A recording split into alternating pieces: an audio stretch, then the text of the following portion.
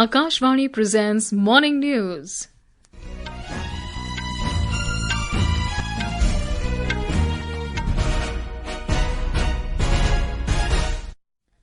Good morning. I am Saira Mujtaba. The headlines.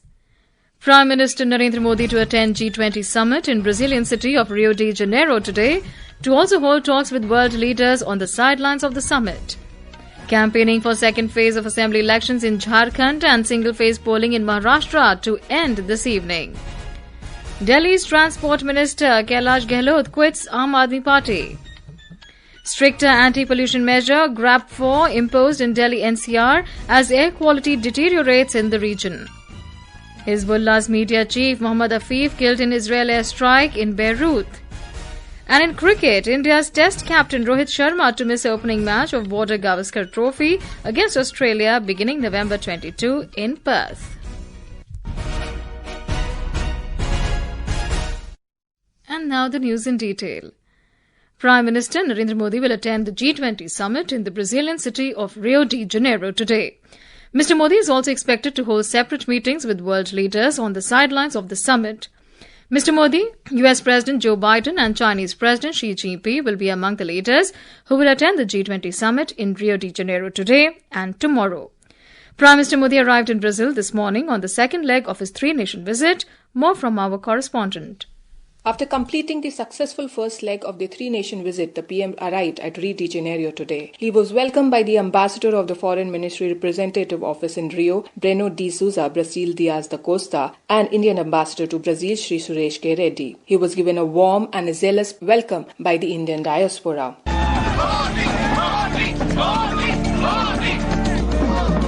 Recital of Vande Mataram, a Garba performance, and Vedic chant recital were part of the scintillating cultural program that was presented for his welcome.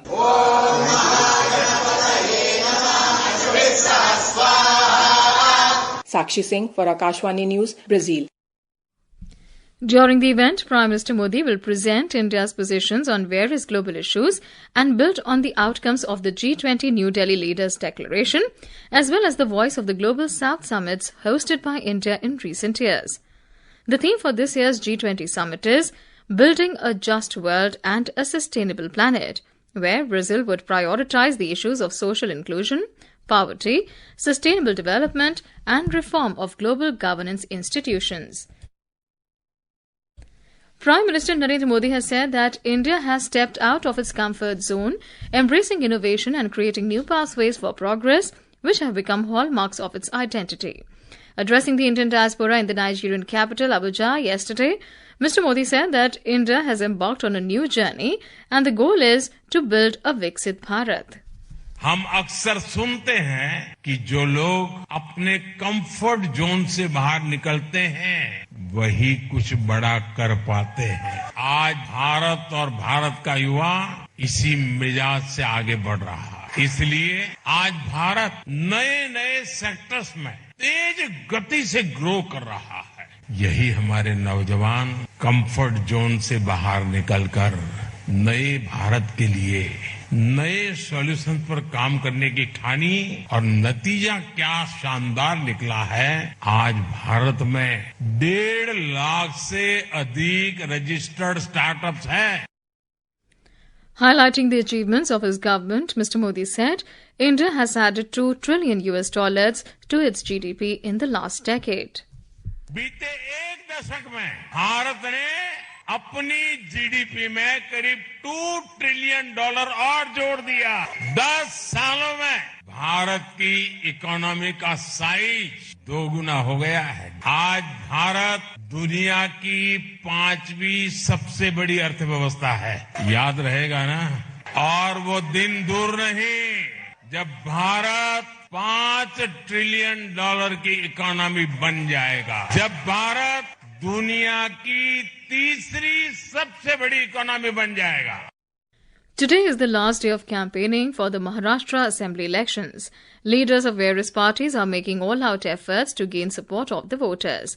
Polling in the state is scheduled on the 20th of November and counting of votes will be held on the 23rd of November. More from our correspondent. Union Minister and Bharatiya Janata Party leader Amit Shah is expected to address a rally in Navi Mumbai today. Union Minister Nitin Gadkari will be campaigning in Gondia and Nagpur. BJP President JP Nadda will be addressing public meetings in Thane, Solapur and Ahilyanagar. On the other hand, Congress leader Rahul Gandhi will be addressing a press conference in Mumbai today. NCP SP Chief Sharad Pawar will be campaigning in favour of MVA candidates in Pune and Ahilyanagar. NCP SP leader Supriya Sule will be campaigning in Solapur and Pune. Prarthana, Akashvani News, Mumbai. In our series of constituency profiles, today we take a look at the Nandgaon Assembly seat in Maharashtra, which is set to witness a high-stakes battle between former allies turned opponents in the upcoming assembly elections.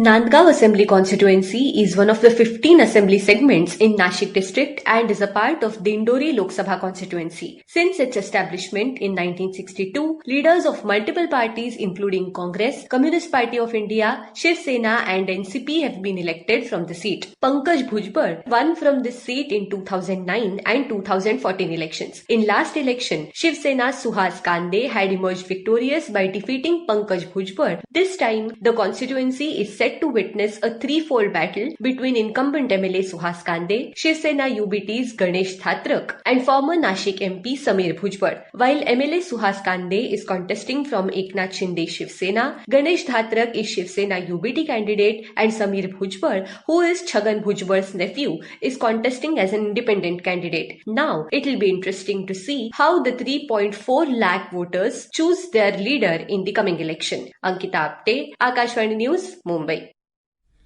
The election campaign has reached its final stage in Jharkhand as the state is fully geared up for the second and final phase of polling on the 20th of this month. More from our correspondent.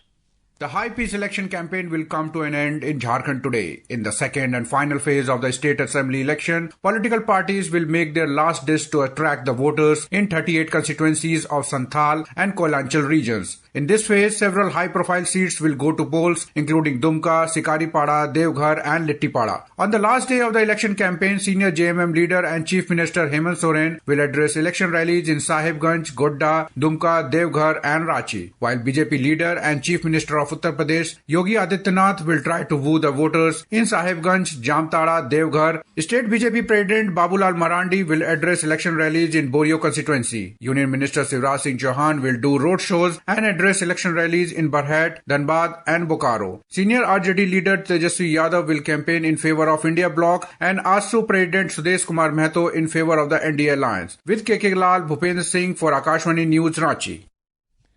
The Election Commission has banned the use of banners or boards on private vehicles following the conclusion of campaigning for assembly elections in Jharkhand. Chief Electoral Officer K. Ravi Kumar said that district authorities have been asked to take action against violators of the EC order. He said out of 14,218 polling booths, campaigning will end at 31 booths at 4 p.m. and at rest of the booths at 5 p.m. Second phase में total 14,218 booth है। इसी booth में केवल 13 booth में वो campaign time है, वो 4 बजे खत्म होगी उसी पोलिंग एरिया में। बाकी सभी बूथों पर 5 बजे आपका कैंपेन पीरियड खत्म होगी। कोई भी बाहर से आया हुआ पॉलिटिकल वर्कर है, स्टार कैंपेनर है, वो पोलिंग एरिया छोड़कर बाहर आना पड़ेगा। This is Akashvani giving you the news. For quick news updates round the clock, follow us on our X handle at AIR News Alerts. And for details of these stories and more, log on to our website www.newsonair.gov.in and download the News on AIR app.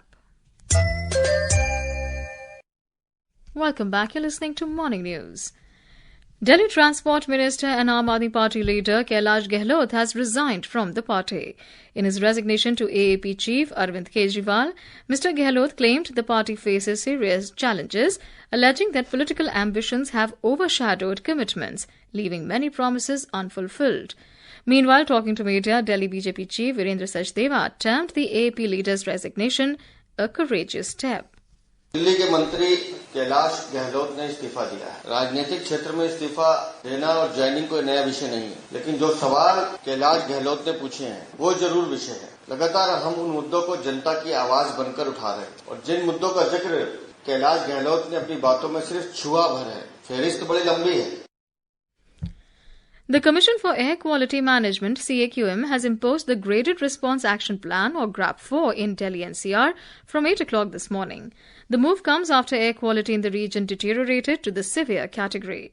Under GRAP 4, entry of heavy vehicles from other states will be banned in Delhi. However, trucks carrying essential commodities and providing essential services will be allowed. The Delhi government has decided to discontinue physical classes for all students excluding class 10 and 12.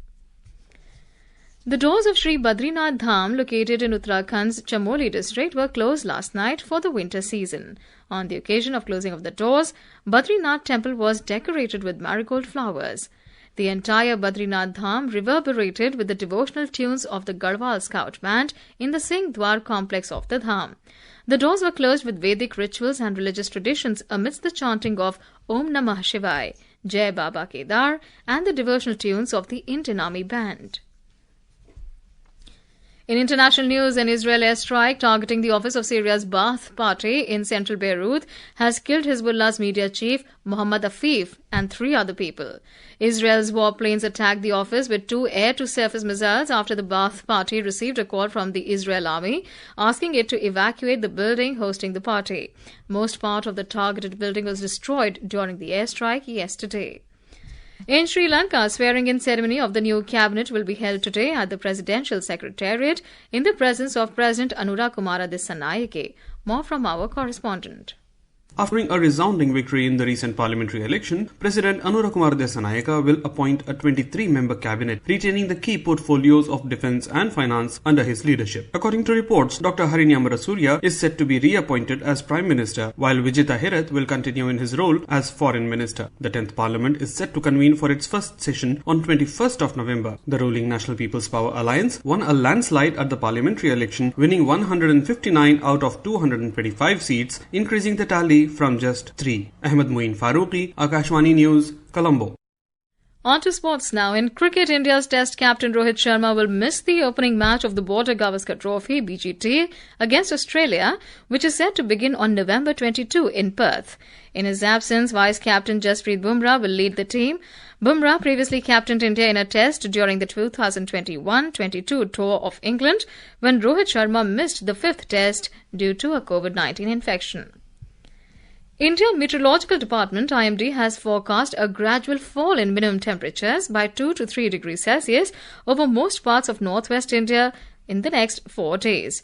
It said that dense to very dense fog conditions are expected in isolated pockets of Punjab, Haryana, Chandigarh, North Rajasthan, North Uttar Pradesh, Sub-Himalayan West Bengal, Sikkim, West Assam, Meghalaya and Bihar today.